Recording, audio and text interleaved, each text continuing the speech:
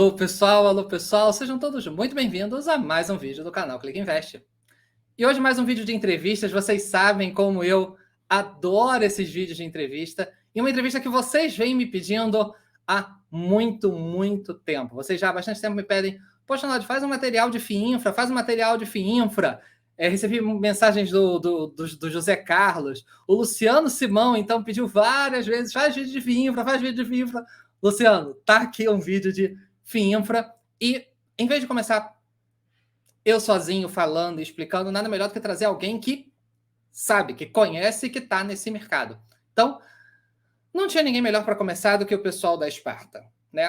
Tem o Juro 11, que é o fundo com a maior quantidade de cotistas dentre os FII Infra, né? São quase 40 mil hoje, então a gente tinha que começar com eles, não tinha como ser diferente. Eu mandei o convite, imediatamente aceitaram, e eu estou aqui então com o Ulisses Neme, que é o CEO da Sparta, o gestor, o cara do Juro 11. Ulisses, seja muito bem-vindo e muito obrigado. Nod, obrigado pelo convite, é um prazer estar aqui com você e explicar aqui para esse público enorme que você tem, né, muito focado no imobiliário, falar um pouquinho também do segmento de infraestrutura, né, dos FII Infras, explicar que bicho é esse, se cabe na carteira também, se é para ficar longe, enfim, vamos conversar aqui de tudo isso. Show. E assim, bom, eu sempre gosto de conhecer, né, aproveitar aqui para você apresentar não só a Sparta, porque a gente acaba, claro, conhecendo a Sparta pelos fundos listados. Juro 11, CDI 11, mas a Sparta é bem mais do que isso, que ela também tem fundos abertos. Então, assim, explica um pouquinho o que é a Sparta, explica um pouquinho qual é o tamanho dela, se ela atua só em debêntures, só em infraestrutura, se ela tem outro segmento, se ela é especializada, se não é. E apresenta um pouquinho também de você. Qual é a tua história, de onde você veio, qual é a tua carreira? Conta um pouquinho de você pra gente. Então tá bom.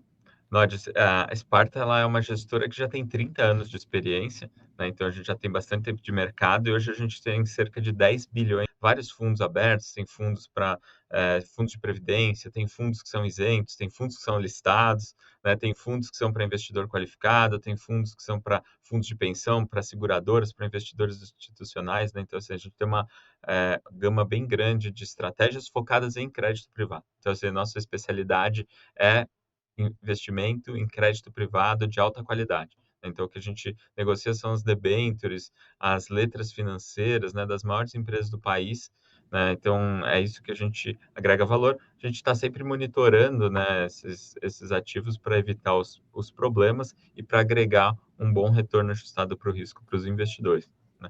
E você pediu para me apresentar também. Eu sou engenheiro, né, fiz engenharia eletrônica, depois fiz mestrado em economia, então para me aproximar um pouco mais, né, do que a gente faz no dia a dia.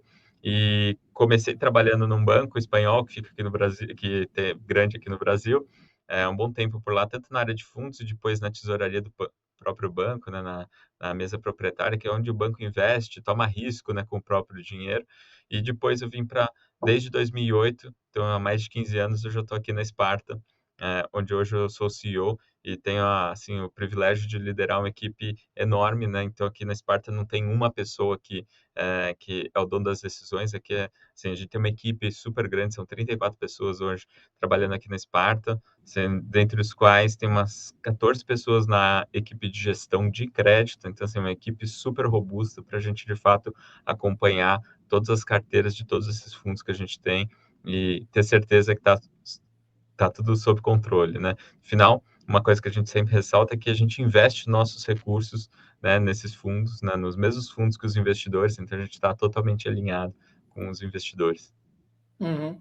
Então, assim, hoje mais ou menos, então, quanto está em fundo listado, digamos assim, quanto está em fundo não listado, fundo aberto, mais ou menos como é que está essa divisão Então vamos desse lá. Nosso ativo? maior, nosso maior fundo listado é o Juro 11, né? Ele tem 1,1 bilhão sob Uhum. gestão e a gente tem mais 200 milhões, né? Tem o CDI 11 e o CRA 11, um tem 150 milhões, outro tem 50 milhões, é um FII Infra e um FIAGro, né? São Uhum. os três listados que a gente tem, dá 1 bilhão e 300, e daí os outros 8 bi e 700 a gente tem nas mais diversas frentes que eu comentei, né? Então Uhum. tem nos fundos abertos.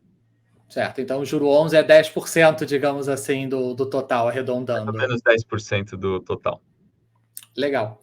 E assim, como esse é o primeiro vídeo que eu faço no canal, o canal existe há anos, é o primeiro vídeo que eu faço sobre FII Infra, eu acho que vale a pena a gente explicar o que é o FII Infra, afinal de contas, porque eu lembro que antigamente, assim, alguns anos atrás, surgiram alguns FIPs e EIs, né, Fundo de Investimento e Participação em Infraestrutura, que Uhum. foi algo que meio que surgiu, depois já acho que deu uma murchada no varejo, pelo menos, assim, eles meio sumiram, digamos assim, ficaram meio esquecidos, e agora ressurgiu isso de FII Infra. Explica pra gente o que é FII Infra. São os velhos FIPs e EIs que foram reformulados, é outro fundo. O que é FII Infra? Vamos lá. Então, o FIINFRA, ele é um fundo de renda fixa focado nas debêntures incentivadas e que ele tem isenção de imposto de renda para o investidor. E aí, tanto faz se é no ganho de capital, se é no rendimento, é isenção total. Dentro da carteira também é tudo isento, então assim, ele é isento, isento.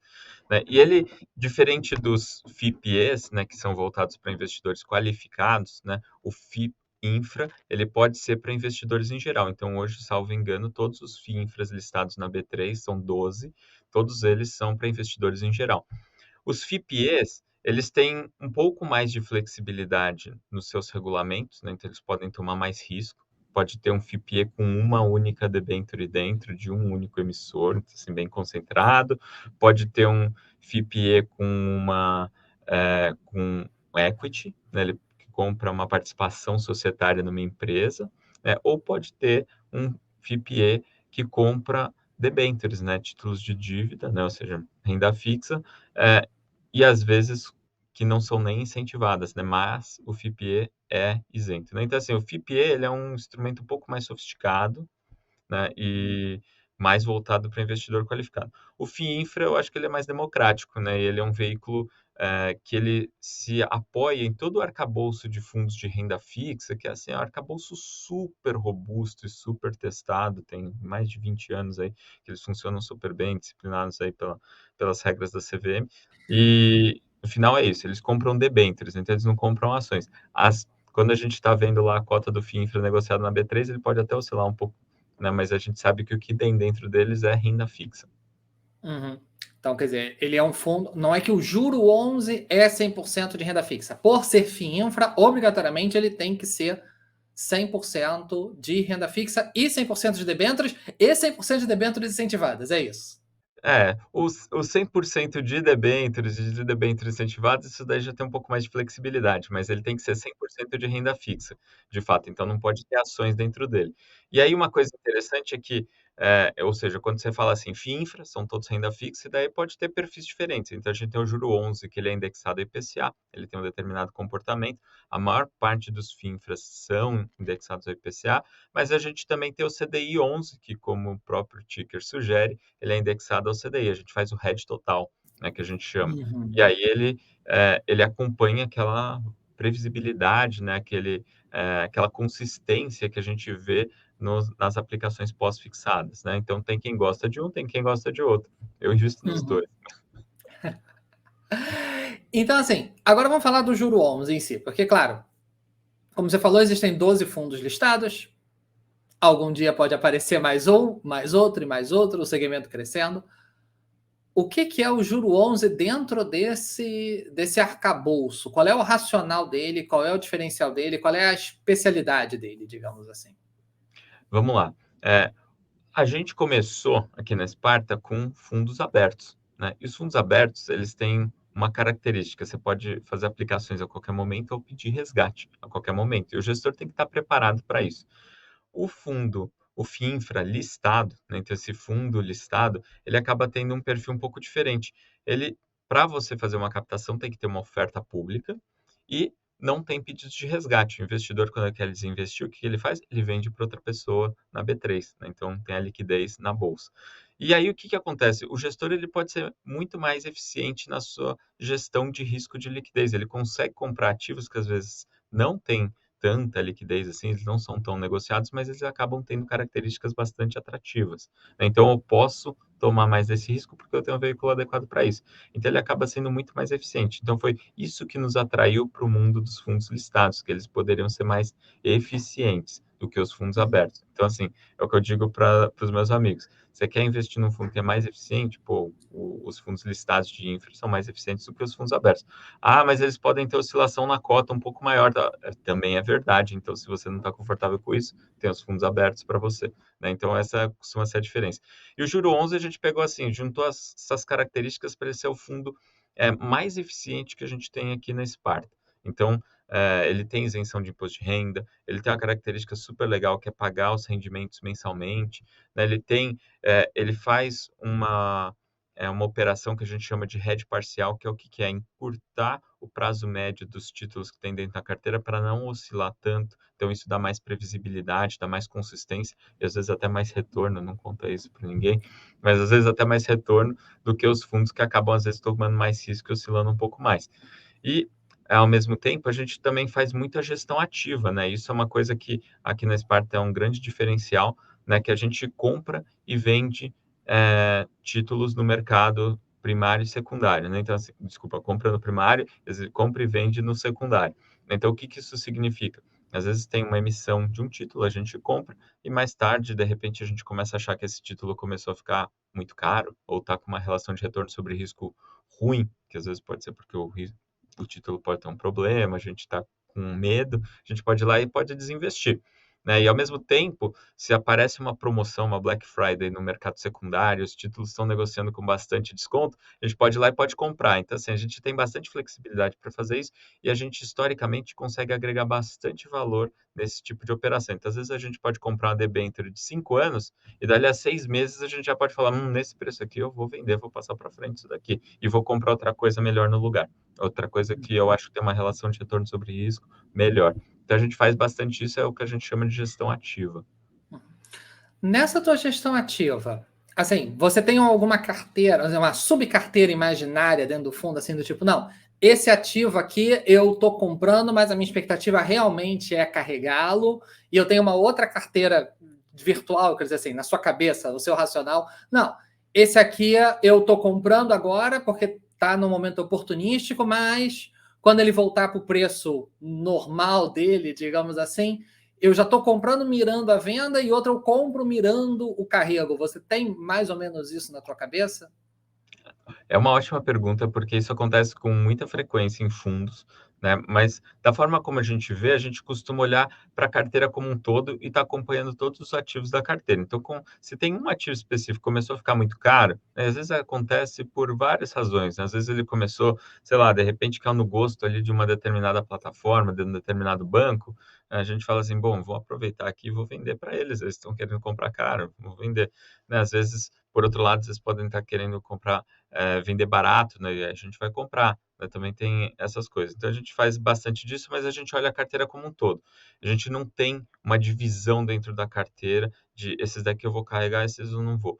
O que a gente olha é que sempre as características, né? Então, assim, para determinado setor, tem horas que eu estou um pouco mais receoso com um setor, com outro, então, de repente, eu vou desinvestir daquele setor, de repente, eu vou encurtar os prazos, né, e reduzir o risco de determinados setores, às vezes é um rating específico, então, ó, quero ficar com ativos com uma qualidade de crédito maior, ou topo tomar um pouquinho mais de risco em busca de um retorno um pouco maior, né? Então, a gente vai dosando isso, e tem, às vezes, algumas outras características, por exemplo, a gente também pode comprar debêntures não incentivadas, né? Tem uma parcela do patrimônio que a gente pode comprar, são títulos que geralmente têm uma taxa maior, e ainda assim eu não vou ser tributado em nenhum investidor. Então, assim, tem um espaço para fazer isso dentro da carteira. Isso é uma Ah, eficiência. Então, a gente pode aproveitar isso, sim, para comprar esse tipo de título, né? E a gente também tem uns mínimos regulatórios que a gente precisa cumprir para ter a isenção de imposto de renda para os investidores, né? Então, a gente, ao longo do tempo, a gente tem que atingir pelo menos 85% do patrimônio do fundo em debêntures incentivadas. Então, assim, às vezes tem uma parte do tempo que eu não preciso ter nada, tem uma parte do tempo que eu preciso ter no mínimo 67, depois no mínimo 85. Então, assim, a gente está sempre acompanhando isso. Então, às vezes eu tenho uma parte de não incentivados que eu tenho e que eu sei que eu vou ter como uma alocação temporária, né? Então, a gente também faz isso. No final, por exemplo, a gente fez uma oferta agora do Juro 11, daí a gente captou 625 milhões. E aí o que a gente fez? No primeiro mês a gente alocou em torno de 300 milhões. E aí o que a gente fez? gente comprou um monte de coisa, inclusive não incentivada. Para quê? A gente já foi alocando. E aí, conforme vão aparecendo as coisas, assim, que estão em preços mais atrativos, aquelas oportunidades, assim, mais pontuais, aí sim a gente vai realocando, né. Mas enquanto isso eu já estou ali ganhando uma remuneração um pouquinho mais alta, porque já aloquei em alguns títulos, que de repente daqui a pouco eu posso estar vendendo, etcétera. Então é isso que a gente está sempre, reciclando a carteira, a gente está sempre realocando a carteira e otimizando a relação de retorno sobre risco da carteira como um todo. Entendi, entendi. Já que a gente está falando de divisão de carteira, uma pergunta que sempre quando eu leio o relatório me chama a atenção, você bota uma observaçãozinha lá numa página, dizendo que o fundo, na verdade, ele investe indiretamente naqueles ativos, naquelas debêntures que estão listadas ali naquele que eu chamo de tabelão, né? Daquela tabela que Uhum. tem todos os índices, né? Isso. Os papéis que investe. Mas lá tem Uhum. uma observaçãozinha dizendo que o fundo investe indiretamente, porque o fundo, na verdade, ele investe diretamente em 4 fundos que você chama de Master, né? Sparta Master Isso, 1, Master 2, até Master 4, isso. e que esses fundos é que investem diretamente nos papéis. Por que essa divisão? Porque, assim, para quem. O público aqui, o grosso dele, ele não é do mercado de FII Infra, né? Muita gente é de FII, e não é uma estrutura que a gente costuma ver. Às vezes, um fundozinho ali ou acolá tem uma participação indireta para uma SPE, por alguma coisa parecida, mas não como a estratégia dominante. Por que No isso? Por que fazer essa divisão? Nod, a pergunta ela é muito importante, ela aparece com muita frequência também. A gente recebe isso direto, o pessoal pergunta: "Por que que é um FIC?", né, que é um fundo de investimento em cotas, né. E isso tem um motivo, né, e eu vou explicar aqui, porque todos os FIINFRAs, eles têm a mesma estrutura, tá, todos usam a mesma estrutura, então já vale não só para os da Sparta, mas para todos. É o seguinte, quando você, cria um fundo novo, você tem um prazo de 6 meses que você não precisa ter nenhuma debênture incentivada, né, você não tem um mínimo, né, você pode, quando você quiser. Depois de 6 meses, exatos 180 dias, você precisa ter no mínimo 67% em debêntures incentivadas, e daí quando completar 2 anos do início, você tem que ter um mínimo de 85% em debêntures incentivadas. Aí, pensa na seguinte situação, imagina que eu fui lá, comecei o fundo e ele não é um FIC, ele é só um fundo de renda fixa. Aí, quando eu fizer uma oferta, depois de 1 ano e meio, eu vou lá e faço uma outra oferta de recursos, eu estou naquela situação em que, assim, se eu dobrar o tamanho do fundo, o que que vai acontecer? No primeiro dia, na hora que liquidar a oferta, eu já tenho que ter todos os ativos na carteira, senão desenquadra do ponto de vista tributário. Se A oferta, desenquadrar, então a oferta nova, ela não zera esse não teu zera essa cronograma. contagem, não zera essa contagem. Então, o que que aconteceria? Eu perderia a isenção tributária. Vamos lá, alguém quer perder a isenção tributária? Ninguém, né. Então, por isso que todos os gestores usam o mesmo mecanismo. O que que eles fazem? Eles fazem um fundo de investimento em cotas, né, um FIC, que é onde o investidor investe, e aí a cada oferta ele cria um master novo. Por quê? Daí ele pega os recursos daquela oferta e começa a contar o prazo de 2 anos para alocar aqueles recursos em debêntures incentivadas naquele momento, para os recursos daquela oferta especificamente. E aí você mitiga muito o risco de ter um desenquadramento da regra tributária, que é obviamente no melhor interesse de todos os investidores. E além Uhum. disso, né, tem uma questão de eficiência também nisso, né, não é a principal razão, mas acaba tendo também uma eficiência, que assim, é o que eu falei, a gente está alocando de forma mais rápida os recursos que a gente já captou agora na última emissão, e aí nisso a gente está colocando ali debêntures incentivadas e não incentivadas, que também tem bastante liquidez. Por quê?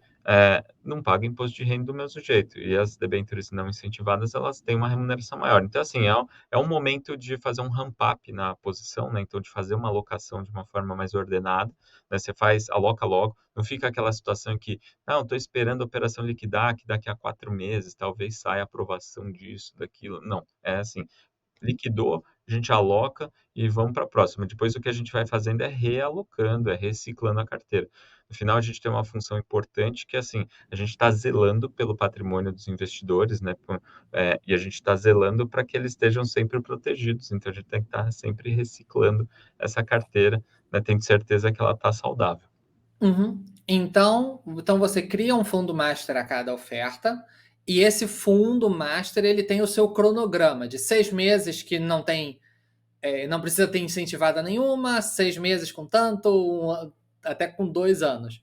Então, mas, por exemplo, um fundo, por exemplo, que está com caixa, porque ele vendeu uma posição, então ele está com aquele dinheiro em caixa, e outro que, de repente, quer aumentar a posição no ativo. Vocês manobram isso ou não? Cada dinheiro está estanque num fundo, e quando o fundo tiver 15 emissões, a gente vai estar com 15 master na carteira. Boa pergunta. Assim, cada master, ele é exclusivo, a gente faz ele, define regulamento, inclusive, para ser exclusivo para o FIC. Então, assim, não tem outros fundos entrando junto, não. E aí, quando tem 1, 2, 3, 4 fundos um do lado do outro, na verdade, assim, eles estão debaixo do mesmo guarda-chuva, é por isso que, na hora de mostrar no relatório, a gente mostra o que a gente chama de consolidado, que é para ficar mais fácil para o investidor entender, né? E aí, com o tempo, o que acontece? É assim, se a gente acha que tem um mercado mais favorável para ir fazendo alocações em debêntures incentivadas, às vezes a gente acelera o passo, né? Já aconteceu, por exemplo, no começo do ano passado, a gente tinha acabado de fazer uma oferta e de repente veio um negócio de Americanas lá e tive uma baita promoção de secundária. A gente acelerou e já alocou quase tudo que a gente conseguiu em debêntures incentivadas, então chegou nos 85%, que só precisaria estar lá depois de 2 anos, acho que depois de 3 meses já estava. Né? Então, assim, a gente acelerou porque o mercado estava muito favorável. Já tem momentos em que às vezes a gente fala assim, vamos num ritmo mais tranquilo, que nem agora, por exemplo. Agora a gente tem um cronograma ali. A cada mês, vamos dizer assim, eu tenho que estar com 10% a mais em debêntures incentivados, porque depois de 6 meses eu tenho que chegar em 67. Então, assim, vou subindo ali, tem uma escadinha para a gente alocando. É um ritmo que, se uma semana a gente alocou menos, na outra, de repente, apareceu a oportunidade, alocou mais. Né? Assim, você vai gerenciando esse tipo de alocação.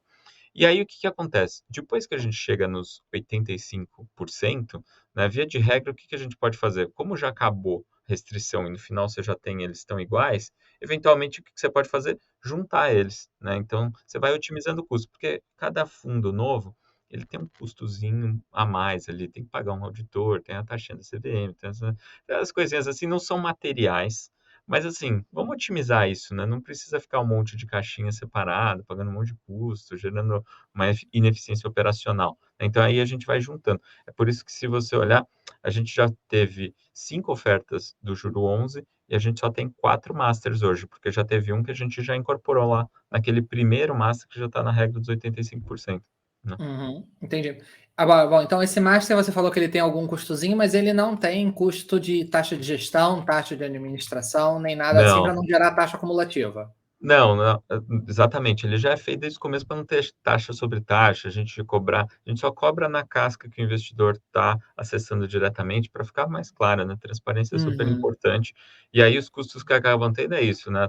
A CVM ela cobra 2 vezes, mas assim, o, tem alguns outros custos, mas assim, eles são marginais, assim, só para dar uma uhum, ordem de grandeza desses custos, a gente está falando de 1, 2, 0,01, 0,02% ao ano, talvez. uhum, Sem que perto dos ganhos que você tem de não ter o risco de desenquadrar na tributação da isenção, tipo, são absolutamente desprezíveis.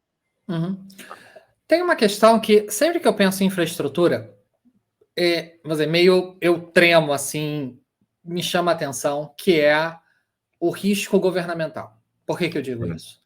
Obviamente, essas obras de infraestrutura, todas elas, com maior ou menor rigor, passam por um crivo de diversas instâncias de governos municipais, federais, estaduais. Eu estou falando de aprovação ambiental, atuação ali, acompanhamento do órgão regulador, se é da parte elétrica, obviamente a ANEEL está lá, se é de alguma coisa de águas, a Agência Nacional de Águas vai estar ali de alguma forma, se é de telecomunicações, a Anatel vai estar ali de alguma forma, etc. E governos mudam. Independente de qual é o governo que está agora, ou que estava antes, ele passa. Uhum, Mas a debênture fica, porque a debênture é um título de décadas, muitas vezes. uhum. Como é que é esse risco para vocês? O quanto a mudança de um governo durante uma obra que está acontecendo num ativo é um risco para o fundo? Ou mesmo depois da obra, durante o decorrer da operação, sei lá, como uma vez aconteceu, que eu estava construindo uma estrada e no meio da construção da estrada descobriram que aniquilar uma espécie de um sapo raro que passava ali, a obra foi toda parada. Isso é um fato real, parece anedótico, mas pelo menos eu soube disso, talvez você tenha até mais detalhes. Como é que você gerencia esse risco? Quanto ele é severo no teu cotidiano?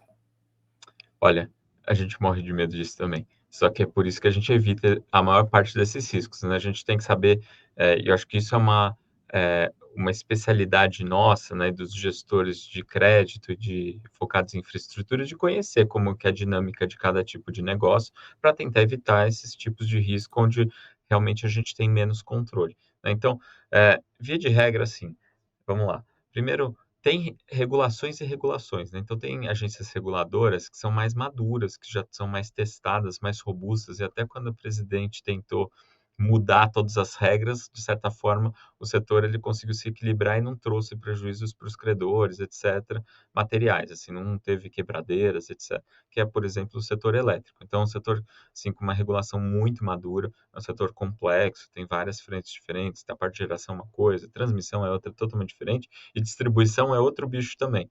Então, assim, cada um é bem diferente um do outro, mas já tem uma regulação madura, os riscos são relativamente conhecidos, e aí quando a gente vai analisar uma emissão, a gente sempre olha assim, tá, em que estágio que tá e quais são as minhas garantias. Então, por exemplo, quando a gente vê que está ainda naquela fase de construção, então vamos lá, tá construindo uma linha de transmissão, então você sabe que vai passar no meio de licença ambiental, não sei o que, tal, sujeito a esse monte de riscos que todo mundo consegue imaginar aqui no Brasil.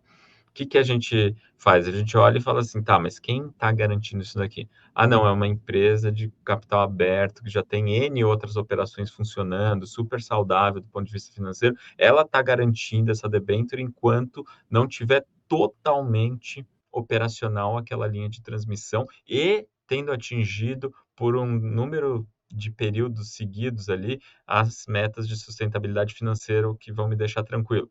Então, a gente chama isso daí de completion físico e econômico, né?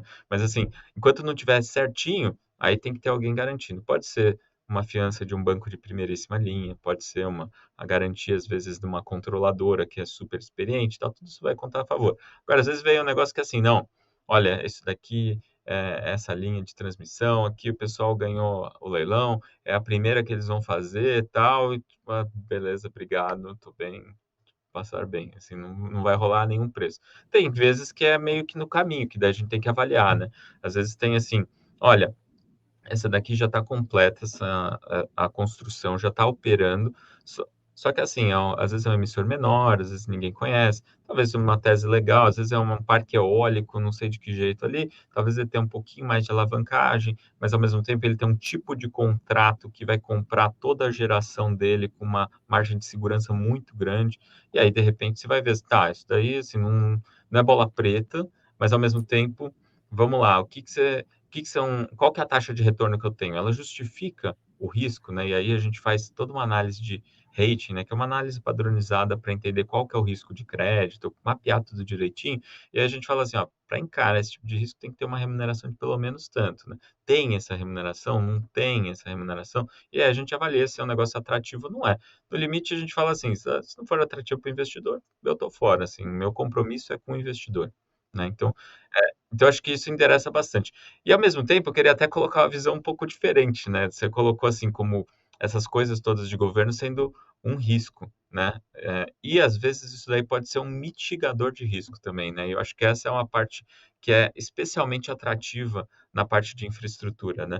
O que geralmente acontece na infraestrutura é que você tem lá um leilão em que existe uma concorrência para ver quem vai ganhar aquele leilão, mas uma vez que ganhou, né, justamente os setores, sei lá, numa linha de transmissão, por exemplo, ela não vai ter competição, ela não vai ter concorrência. E aí existe uma regulação que vai exigir que ela tenha determinadas métricas, determinado comportamento, não pode passar de tanto de alavancagem, tem as responsabilidades, eles podem ser responsabilizados, tem que andar dentro da linha, tal, né, e que vai tirar o risco desse negócio. Por quê? No setor de infraestrutura, via de regra, você tem investimentos de super longo prazo, né? Então, você vai construir uma linha de transmissão, vai construir uma estrada, você vai construir uma hidrelétrica, um parque eólico, qualquer coisa assim. São investimentos enormes que têm que ser feitos agora para começar a gerar uma receita que vai se pagar, na verdade, em anos, décadas, eventualmente.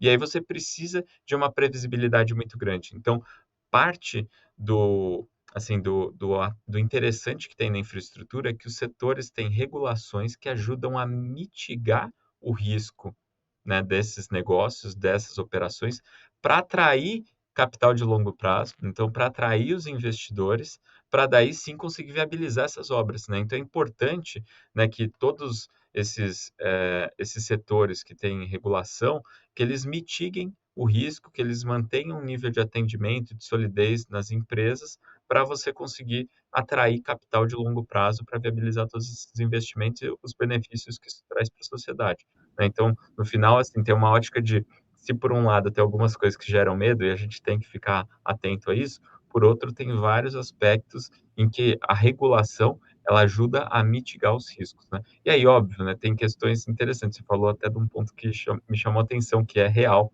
né? Às vezes tem, sei lá, você tem uma empresa que ela é regulada, tipo, o dono da empresa e o regulador, eles na verdade têm o mesmo pai, né? Então, sei lá, às vezes é um município que tem a agência reguladora e tem a empresa ali. Putz, isso daí é meio que a mão direita com a esquerda, risco político e tal, isso daí a gente olha com, assim, quer ficar longe desse tipo de coisa. Agora, quando você pega já uma regulação, né, mais madura, né, eventualmente você topa correr um pouco mais de risco. Então, o caso da lei do saneamento, né, do marco regulatório de saneamento, né, o que aconteceu foi justamente deu mais previsibilidade para um setor que historicamente ele às vezes é uma regulação estadual, às vezes é municipal, com os operadores que às vezes são também é, é, são estatais, etc., né? Então, assim, tem esses conflitos, a gente tem que olhar, então, assim, saneamento vai bem além de Sabesp, Sanepar e Copasa, assim, então tem um monte de outros operadores e vários muito, muito bons,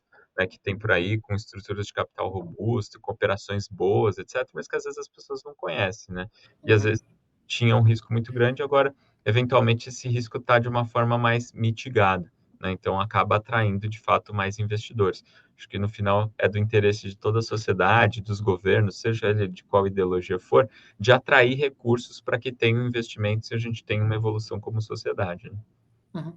Você, em vários momentos, você fala da negociação. Ah, isso aqui é uma operação assim, é uma operação assada, é uma obra que está terminando, etc. Então, assim, quando você diz que o fundo ele investe não só no mercado secundário, que é comprar em bolsa, digamos assim, ele Uhum. também atua em negociação primária, não é só então de ficar ali sentado esperando, vai ter uma oferta da debênture e tal, você quer, você não quer, etc. Não, então vocês realmente atuam ali no negócio ali, no pé no barro ali, assim, de conhecer a operação, e vocês conseguem eventualmente até influenciar, assim, eu digo do tipo, não, olha, nessa condição eu não entro. Se você mudar a condição da debênture que vai ser emitida para essa e essa, ok, você me liga e a gente volta a conversar. A Sparta atua também nessa ponta? Vamos lá. Conhecer as empresas, a gente tem que conhecer. O legal da infraestrutura é que as empresas normalmente são bem grandes e às vezes você tem que visitar mesmo. Então, assim, às vezes a gente tem gente viajando pelo Brasil aqui, tem uma equipe grande para isso, às vezes está viajando para justamente entender lá em loco como que estão os andamentos das obras, como está a operação, como que está, enfim, entender o que está acontecendo real e aquela coisa, é o checklist, né?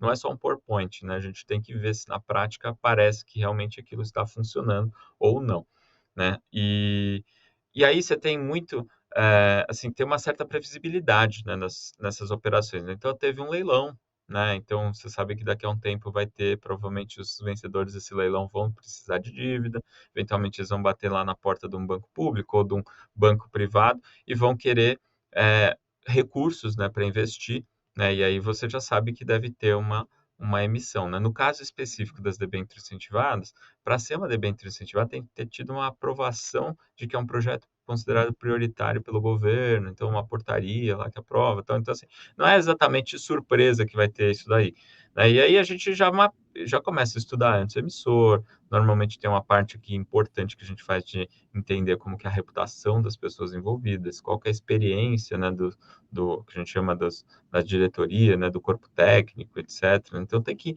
mapear tudo isso, a índole, né, do controlador, se são pessoas sérias, se são pessoas que não têm um histórico muito bom, né? Enfim, a gente tem que entender todos esses aspectos para a gente conseguir, de fato, quando tem o momento ali da emissão, né, a gente avaliar se faz sentido para a gente aquele nível de taxa ou não, quais as condições que estão vindo ou não. E aí a gente não tem uma atividade comercial ou uma atividade de originação, como acaba acontecendo com muita frequência nos setores agroimobiliário, mas a gente compra o que alguém originou. Então, normalmente são bancos grandes, né, porque são obras grandes, são empresas muito grandes, né, então tem uma característica um pouco diferente, mas a gente, no momento em que está tendo assim, a finalização dos termos e condições, normalmente a gente está por perto desse processo, né. Então os bancos, eles frequentemente, eles falam assim: "Olha, deixa eu ligar lá para o pessoal da Spark e perguntar o que que eles acham mais ou menos dessas ordens de grandeza, desses prazos, voa, não voa, tal". Então já sabe como que a gente pensa, né, porque a gente tem bastante interação com todos esses coordenadores de ofertas, etcétera. Então, assim, a pessoa já sabe como a gente pensa e como os outros gestores pensam também e tal, e a gente dá nossos inputs. "Olha, acho que o nível de taxa aqui, eu acho mais interessante secundário e tal". Então, assim, normalmente eles olham assim: "Pô, tem já coisas negociando no secundário com risco similar, eu tenho que vir com uma taxa um pouquinho maior, senão o cara vai comprar no secundário", né. Então, Uhum.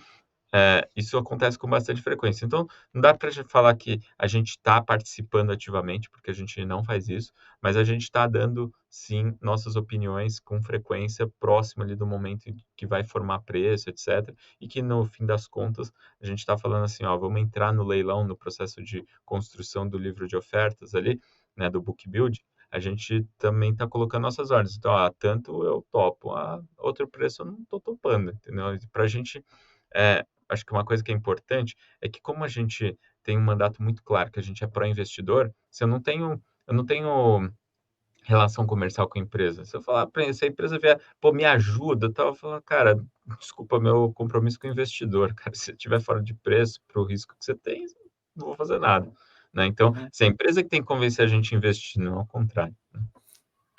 Entendi, entendi.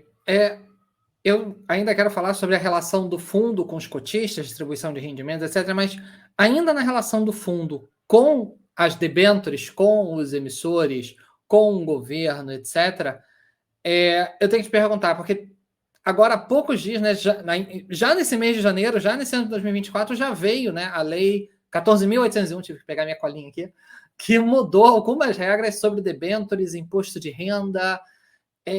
O que isso muda para o Juro 11? E aí eu digo, tanto para os ativos que já existem, há alguma mudança na carteira que já está lá, ou isso é só para os novos ativos? E o que isso muda para o Juro 11 em si?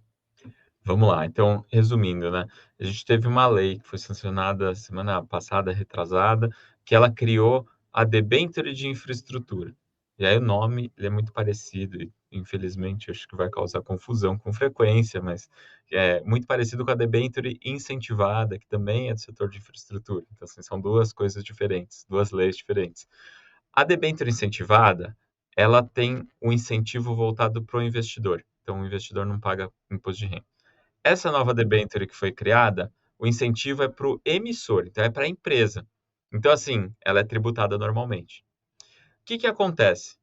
Você vai poder comprar debêntures de infraestrutura, que são essas novas, que são tributadas, dentro do fundo que é isento? Não, não vai poder fazer isso. Então, assim, então, na prática, não muda nada para o juro 11, né? Que, aí você pode perguntar assim, né?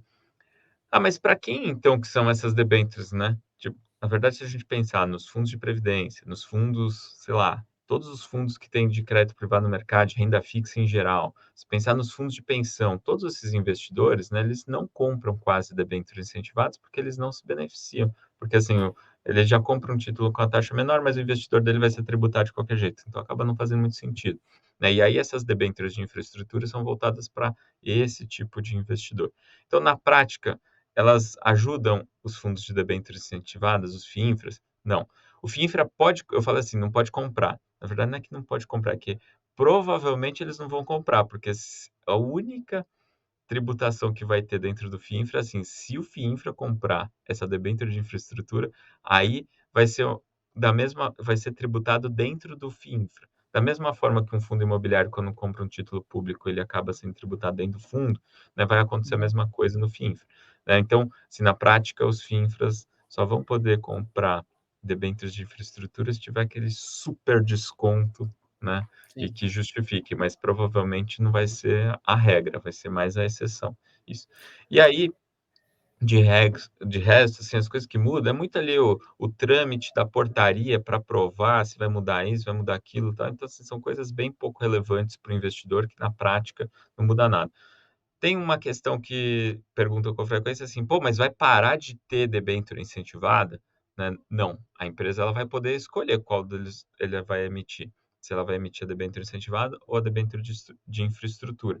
A aprovação provavelmente vai ser muito parecida ou a mesma, e aí ela vai poder escolher qual que é o melhor para ela. Às vezes ela já tem muita debênture incentivada no mercado, ela vai para debênture de infraestrutura, às vezes já tem muita da de infraestrutura, vai querer emitir a incentivada de novo, tal. Então, assim, tem muito disso. E o momento de cada mercado, né? Às vezes você tem mais demanda, né, num mercado ou em outro, a empresa vai escolher um ou outro. Mas assim, elas não substituem, elas vão coexistir.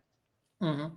Agora, isso não traz um risco para os FII infra de maneira geral, não estou falando para os juros, para o mercado como um todo, de ser mais um ativo concorrendo com as debêntures incentivadas? Eu digo, a empresa ela quer captar dinheiro. Ela hoje ela tem a opção, claro, ela tem algumas opções, ela pode pegar crédito em banco, dependendo do tipo de operação, ela pode emitir um CRI, etc. Mas, quer dizer, ela tem a debênture incentivada para soltar e pegar dinheiro. Uhum. Agora ela vai fazer, na verdade, meio que dois book builds informais. Assim, ela vai testa o mercado pela debênture incentivada, vê qual é a demanda, testa o mercado pela debênture de infraestrutura, então liga para os fundos de pensão, liga e vê aonde a água está mais gostosa, e aí, de repente, uma oportunidade que poderia cair para o juro 11 via debênture incentivada acaba não caindo porque a empresa optou por captar por infraestrutura? Deve acontecer isso, tá? É provável que vai acontecer isso. Mas aí tem umas nuances aqui para entender, né? Então, primeiro, né, vamos supor, só um exercício aqui. Imagina que não vai ter mais emissão de debêntures incentivadas no mercado. O que que vai acontecer com as debêntures incentivadas que já existem? Vai virar o ativo mais escasso do planeta, né? Com isenção e tudo para pessoa física. Vai provavelmente ter uma supervalorização até um determinado nível que volta a ficar mais atrativo do que o outro, e daí as empresas voltam a emitir aqui. Então, assim, vai eventualmente, um excesso de emissão em um ou em outro, ele pode levar a um certo novo equilíbrio, que volta a fazer sentido o outro, e aí que vem também o papel da gestão ativa, que tem hora que a gente, como gestor, fala: isso aqui está parecendo meio caro, acho que é melhor a gente baixar a vela", né, e aí você tem que sair. Às vezes está na hora de entrar também, né, então a gente acho que vai ter mais espaço para isso, e o gestor, de maneira geral, eu diria que ele vai agregar mais valor. Tem um outro ponto também, que, assim, a característica do emissor, né, tem que ver se o emissor ele tem um incentivo, mas o incentivo é assim, tem que ver se faz sentido para ele. Porque às vezes ele está emitindo lá numa empresa, numa determinada subsidiária, que já tem, prejuízo acumulado, e às vezes ele não consegue capturar aquele benefício. Então, na verdade, a melhor opção é emitir a incentivada. Em outros casos, pode ser que a melhor opção seja, de fato, a de infraestrutura, né, e aí, assim, depende então um pouquinho da empresa. Às vezes você pegar, sei lá, a Vale, ela vai chegar e vai emitir. Talvez ela possa escolher qual dos 2 e tá tudo certo, e talvez ela emita em um e daí realmente vai substituir do outro, e tal. Mas, assim, a gente tem 100 emissores na carteira, tem 600 de títulos de debêntures incentivados no mercado diferentes. Então, assim, não me parece que vai faltar ativo. Legal. Agora vamos falar do fundo como ativo em bolsa, digamos assim. Porque hoje Uhum, é o fundo com a maior quantidade de cotistas, né? De uhum. FII infra, né? Batendo quase 40, né? Quase 40 mil. Por que isso? O que você atribui assim que aconteceu na história do fundo para ele chegar a esse número? Por que você acha que isso aconteceu? O que tem na história dele que justifica isso? Olha, assim, eu acho que a gente vem, fazendo trabalho em várias frentes, mas tem algumas coisas que eu acho que poderia destacar aqui que aconteceram, né. Primeiro, a gente tem trabalhado muito a questão da comunicação, né? Isso vem com a transparência que a gente dá nos relatórios, que vem numa linguagem bem simples para o investidor realmente conseguir entender. A gente participa bastante de lives, a gente faz lives, tem um canal educacional também, a gente também faz todo esse trabalho educacional que você faz, a gente também tem, assim, mais voltado para os FIINFRAs, a gente tem vários vídeos, etc. A gente tem lá um relatório interativo, super transparência, então a gente acha isso super relevante, e a gente tem mostrado consistentemente o quão pró-investidor a gente é.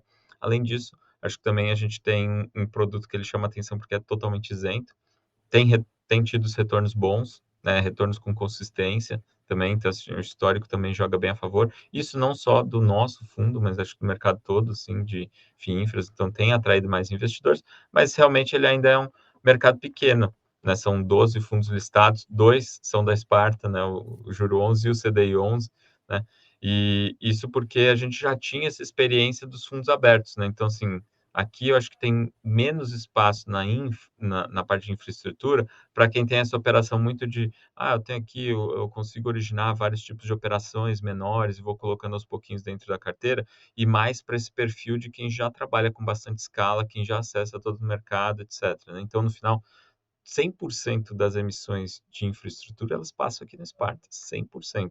Então, não tem essa de, não, eu consegui aqui, às vezes tem um gestor que vou fazer aqui um deal menor, tal, mesmo assim, de repente, eu ainda preciso dividir o risco e vai bater a porta aqui, né? E a gente acha isso bom, a gente trabalha junto com os nossos colegas, são parceiros no final.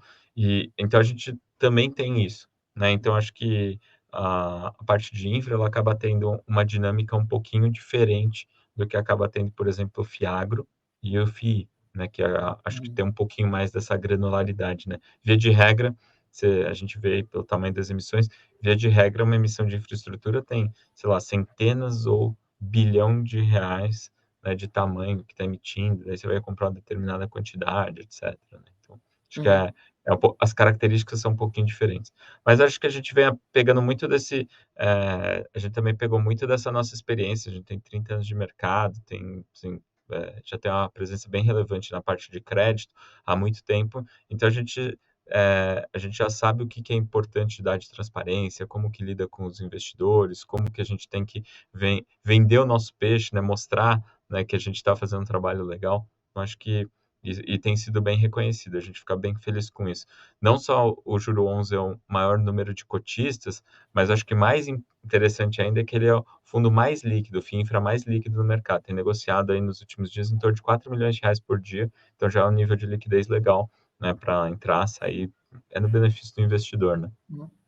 4 milhões, tem muito FII que não Né? bate 4 milhões, está no IFIX. Tem liquidez para estar no IFIX e não tem nem perto de 4 milhões. É uma liquidez realmente bem boa para um segmento que não é tão explorado ainda pelo mercado, pelas corretoras, pelos investidores, não é tão conhecido, etc.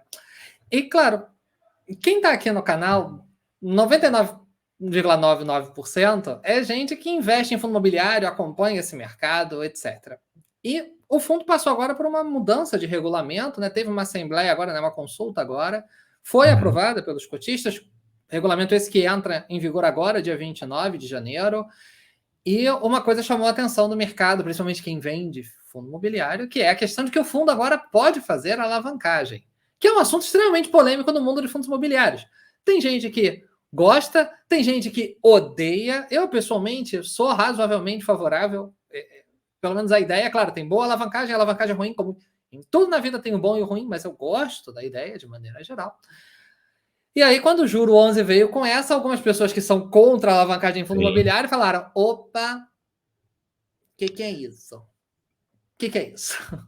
Então vamos lá, né? Acho que é interessante o ponto que você trouxe, que de fato a gente vê que tem muita gente que não gosta, né? Mas principalmente porque não entende. Quando a gente explica o que que é, né, e como que a gente vai usar, aí fica mais claro, né? Então, a primeira coisa, como que a gente alavanca dentro de um fundo que nem o Juro 11, né? Então, o que ele faz, na verdade, é o seguinte, ele vende uma debênture para um banco com compromisso de recompra. Então, assim, eu estou assumindo a obrigação de recomprar aquele título. Então, eu continuo estando exposto àquele determinado risco, mas como eu vendi aquele título, eu recebo dinheiro e eu posso pegar esse dinheiro e fazer alguma coisa com ele. E assim, como que funciona isso? Por um prazo longo, por um prazo curto? né? A gente normalmente faz operações que ou de 30, 60, 90, às vezes 180 dias. Então, assim, não é um prazo super longo. Estou fazendo uma alavancagemzinha pontual.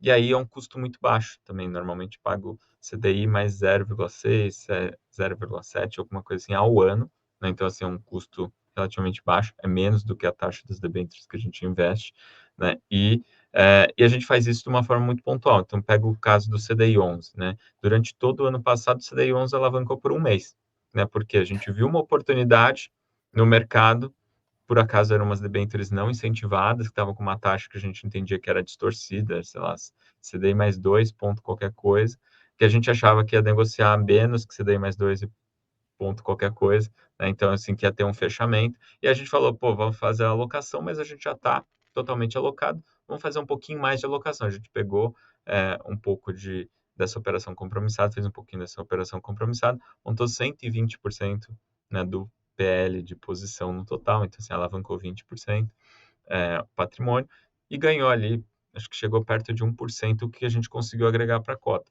em coisa de 45 dias, um mês, alguma coisa assim. Então, assim, num prazo relativamente curto, tinha uma oportunidade, e aí também passou, a gente desmontou. E ao longo do tempo, o normal é não estar alavancado, né? Então, assim, não tem nada de, vou emitir um título que vou vender para o meu amigo gestor que vai comprar e não pode pré-pagar, nada disso. Assim, é a coisa muito pontual, se tiver uma oportunidade.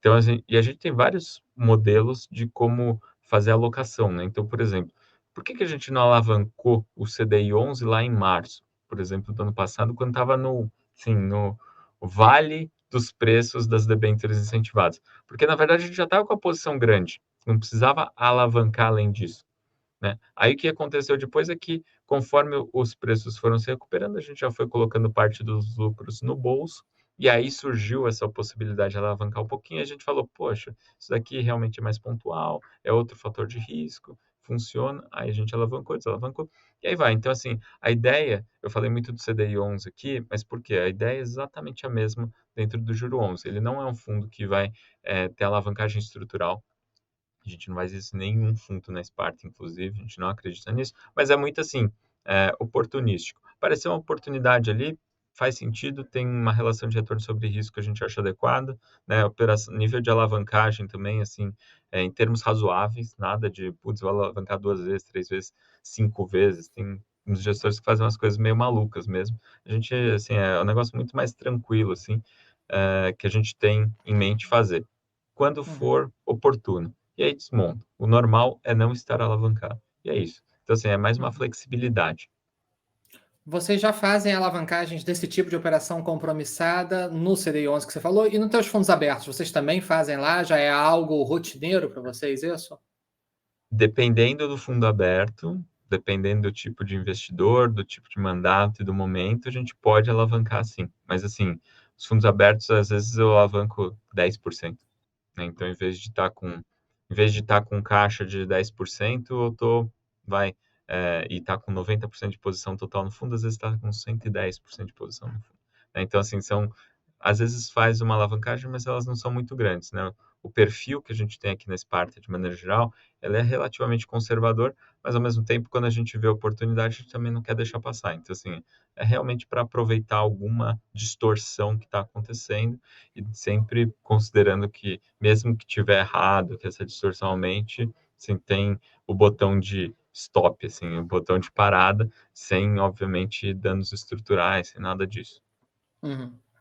Você comenta o relatório em si, né? O fundo ele tem distribuído ali R$ 1 por cota por mês. E no relatório vocês comentam, no último relatório, que a expectativa de vocês é manter esse ritmo de R$ 1 por cota, abre aspas, exceto por mudança de cenário. O que é essa mudança de cenário? Óbvio que eu sei que é impossível o gestor garantir que vai pagar R$ 1 por cota, etc. Tem que sempre botar esse disclaimerzinho, que é uma previsão, é uma estimativa, não é garantida, etc. Mas, de maneira geral, assim, de maneira real, hoje, quais seriam, assim, o risco, sei lá, 2 riscos que você imagina que estão mais próximos do fundo, que você está monitorando com mais atenção e que podem levar a uma queda desses rendimentos? E por outro lado, qual é ali os 2 riscos que podem aumentar esse rendimento? O que está realmente assim? Não aquele radar teórico de que se o Godzilla aparecer na Faria Lima, muda. Não. Coisas razoavelmente reais, digamos Possíveis, assim. assim, isso, entendi. Legal. Um ponto importante que a gente sempre destaca é o seguinte: no fundo imobiliário tem muito negócio do regime de caixa, né? Aqui no FIINFRA não tem esse negócio de regime de caixa, né? Então, o que que a regra que a gente criou aqui na Sparta é o seguinte: como o fundo, a cota inicial dele era R$ 100, a gente só distribui rendimento se tiver acima de R$ 100. A gente só faz distribuição se tiver acima de R$ 100 na cota patrimonial. Ou seja, se eu estou com um ganho acumulado. E se eu coloquei um piso, né, eu não distribuo ali, abaixo de um determinado valor, então o que que significa? Que todo o ganho que eu tiver ao longo do tempo eu vou transformar ele em dividend yield. Daí não acontece aquela situação que particularmente a gente acha bastante incômoda, que é assim, pô, o fundo começou lá em R$ 100, aí depois de um tempo ele está lá negociando a 80, R$ 70, a cota patrimonial às vezes, né? Assim, não, mas eu tive um dividend yield ótimo, né? Legal, mas tipo, caiu também, né? Enfim. E aí fica aquela coisa meio maluca, assim. Quanto você teve de retorno de fato? Não, não, dividend yield forte. Não, não, mas caiu, sei lá, 20, 30% a cota. Quanto você ganhou de fato? Não sei. Né? Então é uma coisa muito difícil de medir. A gente acha que essa transparência, ela é muito importante você saber quanto você ganhou, né? Então por isso que a gente se preocupa muito em, assim, quanto você teve de retorno acumulado. Então é uma das partes importantes do nosso relatório, etc. E quanto que você está transformando em dividend yield, que você não está simplesmente tirando dinheiro do bolso direito, passando para o bolso esquerdo e falando que é ganho, né? Então, até a piadinha que eu falo assim, se eu pegar R$ 10 e emprestar dar para uma pessoa e falar assim, me devolve em 10 vezes de um, né? Assim, não está ganhando nada, mas tem gente que vai falar que é um dividend yield de 10%. Vai falar, não é não. Você não está ganhando nada, não. Mas, enfim. Mas aí, a gente vinha... O que que a gente fez, né? No segundo semestre, a gente vinha distribuindo em torno de R$ 1,50 por cota, por mês. Por que que a gente fez isso? Porque no primeiro semestre a gente teve uma marcação a mercado desfavorável, né, caiu, né, então as distribuições caíram, e aí, por outro lado, a gente comprou um monte de debêntures com desconto, no segundo semestre meio que tinha bastante lucro acumulado. E aí o que que a gente fez? Foi fazendo uma distribuição com mais recorrência, a gente distribuiu mais de R$ 9 só no segundo semestre. E aí, para frente, o que que a gente sinalizou é que assim, ó, pessoal, isso daqui foi uma distribuição, a gente continua com uma reserva lá, na virada do ano tinha 1,64, se não me engano, de reserva acumulada, e para frente, o que que a gente vai fazer? A gente vai recompor essa reserva, porque eu quero ter uma previsibilidade na distribuição. E aí a gente falou assim, vamos distribuir pelo menos R$ 1 por mês. Por quê? Mais ou menos a taxa média da carteira, ou seja, se eu pegar ali IPCA mais 7 e pouquinho, a gente faz a conta ali, vai chegar alguma coisa próxima de 12%, mais ou menos R$ 1 por mês.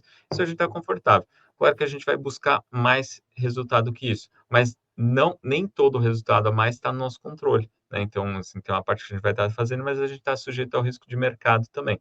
E aí que entra os riscos razoáveis que você comentou, né? Então, o que que pode acontecer que a gente ganha mais, né? Então, acho que tem duas coisas principais aqui que podem acontecer para a gente ter ganhos maiores, né? Então, primeiro é que os preços da debêntures incentivadas eles acelerem, né? Então, assim, eu tenho lá uma carteira hoje que paga o IMAB5 mais 2 pontos percentuais ao ano.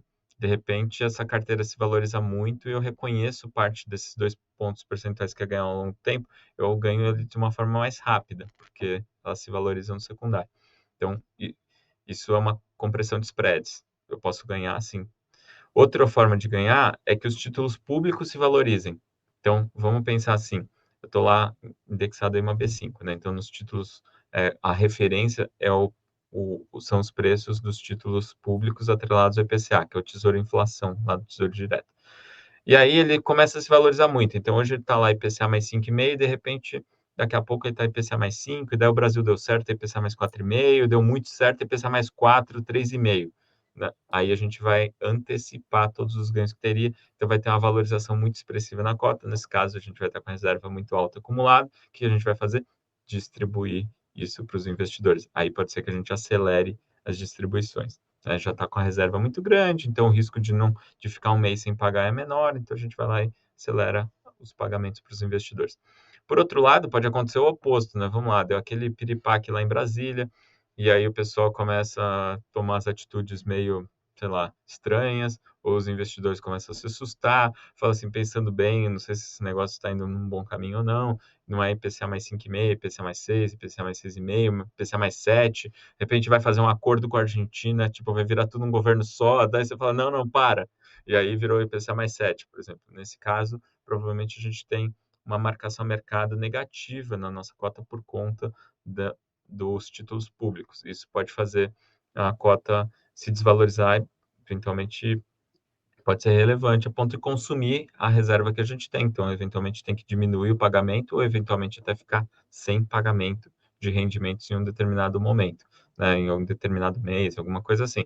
Então, pode ser para os dois lados. Pode ser também, a gente está sempre trabalhando, mas vamos pegar os casos do ano passado, né?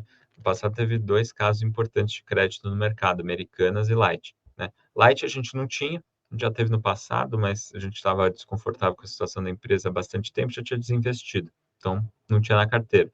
E Americanas, não no juro 11, mas em alguns dos nossos fundos aqui que operam crédito em geral, eles tinham um pouquinho de Americanas na carteira, então foi uma surpresa ruim, né? E aí teve um impactozinho na cota desses fundos, não foi nada muito grande, né? Ainda a gente tem reservas boas no juro 11, esperamos que não aconteça nada disso, mas a gente tem que estar sempre preparado. Vai que tem uma surpresa de crédito, a gente tem que estar preparado também. Então, é por isso que a gente coloca aquela frase que não é só porque o advogado pediu, né? Mas é porque, de fato, a gente tem que entender que, assim, salvo, tipo, num cenário razoável, de expectativa, sem grandes mudanças, tipo, é isso que a gente está pensando. Agora, se tiver uma mudança total, aí é outro cenário mesmo, né? Daí não tem como garantir.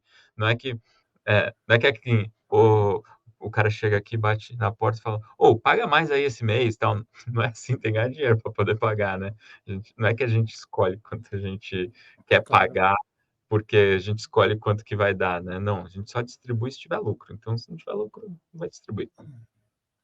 E agora, assim, pensando num futuro, digamos assim, é, assim, quando você olha para o mercado de infraestrutura em geral, de debêntures que batem na tua mesa, assim, tem algum segmento que realmente, assim, quando bate na tua mesa, tu já olha meio de cara virada, assim, do tipo, putz, não gosto desse segmento, não tenho vontade de expandir para aumentar minha alocação ou começar minha alocação ali. Claro que você vai começar respondendo que tudo tem preço, tudo a gente negocia, se vier num preço bom eu vou conversar. Eu tenho 99% de certeza que você vai começar a resposta por esse lado. Já comecei a resposta por você, mas tem algum assim, quando bate na tua mesa, tu fala assim, antes de abrir, você fala assim, antes de abrir o PDF, quando bate no teu e-mail, é bom ser bom mesmo, porque já começou perdendo ponto. E de outro lado, tem algum segmento que você gosta de investir, que você até gostaria de aumentar a posição, um segmento que você acha que é promissor, que você até teria vontade de investir mais, mas o mercado não tem disponibilidade, é um lugar que o mercado ainda não explorou, mas que você adoraria botar mais dinheiro? Nod, eu não vou começar do jeito que você quer, então a resposta é o seguinte, normalmente a gente pede para contar a história, para a gente entender se um setor, se aquele, projeto, aquela empresa está num setor que ele é mais cíclico ou menos cíclico, né. Então, o que que é exatamente isso? Então vamos pegar lá, uma linha de transmissão, tipicamente é o negócio mais seguro que tem, porque se ela tiver com as torres de pé, ele está recebendo remuneração. Tanto faz quanta energia passou ali, tanto faz se o PIB está subindo, caindo, vai receber contratual garantido, não tem risco. Por isso que normalmente linha de transmissão tem um risco de crédito muito baixo e qualquer linha de transmissão que bate aqui na porta, a gente fala: "Conta a história, me conta, quem é o dono? É alavancado, não é? Qual que é a índole? Qual que é o caráter?", né, a gente quer saber tudo isso.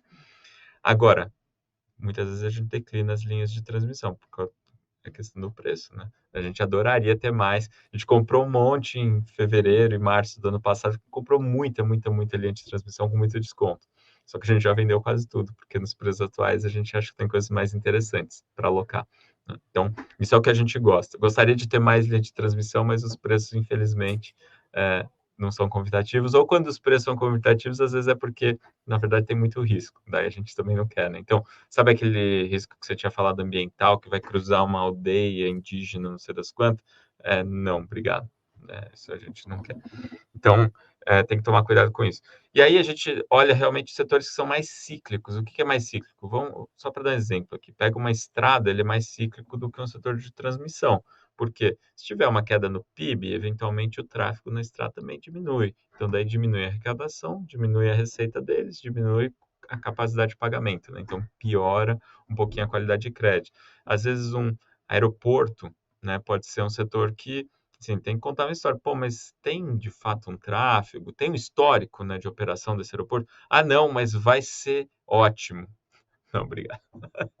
Então, não é tanto por setor, mas assim, é o quanto você tem incerteza na demanda, é o quanto pode ser cíclico um setor, ou qual que é a índole do controlador. Olha, esse cara aqui tinha uma relação meio assim, 4 operações da Polícia Federal que nunca acharam nada. Tá, entendi já. Tipo, então a gente tem que tomar cuidado e tem que entender o que, que é cada coisa, assim, né? Então, a gente normalmente está preocupado em entender a fundo essas coisas que muitas vezes elas não estão nos documentos. A gente tem que fazer um trabalho mais investigativo e entender realmente quais que são as sensibilidades, daí que entra muito da experiência, né? Então, a gente costuma dizer que o investidor pessoa física, muitas vezes ele faz análise de crédito, eh, pensando que, assim, pelo grau de familiaridade que ele tem com o nome. Então, assim, ah, e aí a gente coloca, por exemplo, operadora de celular. Se bem que agora já o pessoal não reclama mais tanto, né? Mas antigamente reclamava muito de operador de celular porque é uma desgraça, porque não sei o que, isso não é ruim, não pega, pau. Enfim, só que daí você vai ver a qualidade de crédito dessas operadoras grandes, tirando a Oi, é excelente, né? Agora, quando você pega já algumas empresas, às vezes você fala assim, ah, tem aquela rodovia. Não, eu sei qual é, eu passo no fim de semana, vou fazer churrasco na chácara do meu amigo, não sei o quê.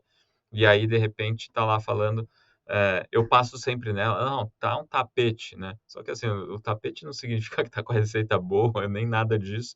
E às vezes pode ser uma gelada, que nem foi rodovias de Tietê, por exemplo, né? Que foi justamente uma debênture incentivada que acabou tendo, né, um problema aí, né? E que, de novo, né, a gente não tinha, gestor de maneira geral não tinha o nome, mas era, assim, o investidor, ele tinha um pouco mais de, ah, não, é rodovia, saiu com um rating alto, tá tudo certo. Não, a gente faz nossa própria análise, né? Então, Uhum. acho que é isso. Poxa, Ulisses, eu não tenho nem palavras para te agradecer. Assim, foi fantástico. A tua didática é fantástica. Eu tenho certeza que o pessoal vai gostar aqui. Deixo para você aí as suas últimas palavras, alguma coisa que você acha que a gente não abordou e que vale a pena abordar, ou como é que o pessoal entra em contato. Você falou que tem o canal, como é que é o nome do canal no YouTube? Se alguém tiver alguma dúvida, como é que é melhor tirar dúvida? É mandar pelo RI, é mandar pelas redes sociais, mandar pelo e-mail, mandar WhatsApp, mandar sinal de fumaça. Deixo para você aí as tuas últimas palavras, por favor. Olha, Nod, eu fico imensamente feliz pela oportunidade de estar aqui com você, explorando esses temas. Acho que foi super legal, porque você já vem de uma experiência super bacana com fundos imobiliários e trazendo essa proximidade para o investidor, que é uma coisa que a gente valoriza muito. Se o pessoal quiser entrar em contato com a gente, pode ser e-mail, pode ser no nosso Instagram, pode ser no nosso YouTube. Como vocês acharem melhor, a gente tem o site juro11.com.br, CDI11.com.br, CRA11.com.br, né, são os nossos fundos listados.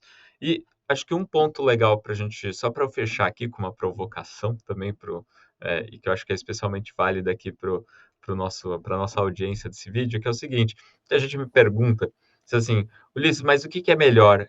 Imobiliário, infra ou agro? Né? E eu costumo falar o seguinte: acho que é legal entender que eles são complementares, né? São fatores de risco diferentes, eles funcionam de forma distinta e que às vezes não é porque tudo termina em 11 lá na B3 que assim é tudo igual, tá? Acho que é interessante justamente porque cada um tem suas características e eles podem compor perfeitamente uma carteira diversificada. Né? Então acho que é legal trazer essa familiaridade, né? Apesar de ser um canal super voltado aqui para o imobiliário, acho legal ter essa abertura, essa própria provocação desses investidores, porque no final eles estão de fato interessados em ter mais consistência nas suas carteiras, mais resiliência e mais retornos também. Então, óbvio que é no melhor interesse de todo mundo construir uma carteira saudável, que explore as oportunidades no final 11 que for, seja no FII, seja no FIAGRO, seja no FIINFRA. Né? Então, era essa provocação que eu queria fazer, mas de resto é isso. Super obrigado, acho que as perguntas, o papo foi ótimo aqui. A gente fica totalmente à disposição para responder qualquer outra dúvida ou participar de qualquer outra entrevista. Ulisses Neme, CEO da Esparta, gestor do Juro 11. Cara, muito, muito obrigado. Agradeço muito a você, a Glenda do RI, que está de licença maternidade, mesmo assim ajudou a gente a organizar isso. Deixa um abraço aí para a Glenda. E agradeço muito, é claro, a você que assistiu aqui esse vídeo, que acompanhou aqui. E agora eu quero saber de vocês. Vocês querem mais vídeos de FIINFRA? Vocês querem que a gente traga mais gestores, que a gente traga mais material? Coloca aqui nos comentários que eu quero saber. Se gostou, quer mais vídeo de FIINFRA ou outros fundos não FIIs, mas alguma coisa 11, como disse o Ulisses, deixa seu like aqui embaixo que aí eu sei que você gostou. Se você ainda não é inscrito no canal, não se esqueça de se inscrever para você ficar antenado com as nossas lives e os vídeos. E se você acha que mais alguém precisa conhecer o Juro 11, não esqueça de compartilhar esse vídeo. Tá bom? E se você quiser continuar a sua maratona de estudos sobre fundos, vou deixar mais 2 videozinhos aqui, que eu tenho certeza que você vai gostar. Tá bom, pessoal? Espero que tenham gostado. Um forte abraço e até a próxima. Tchau, tchau.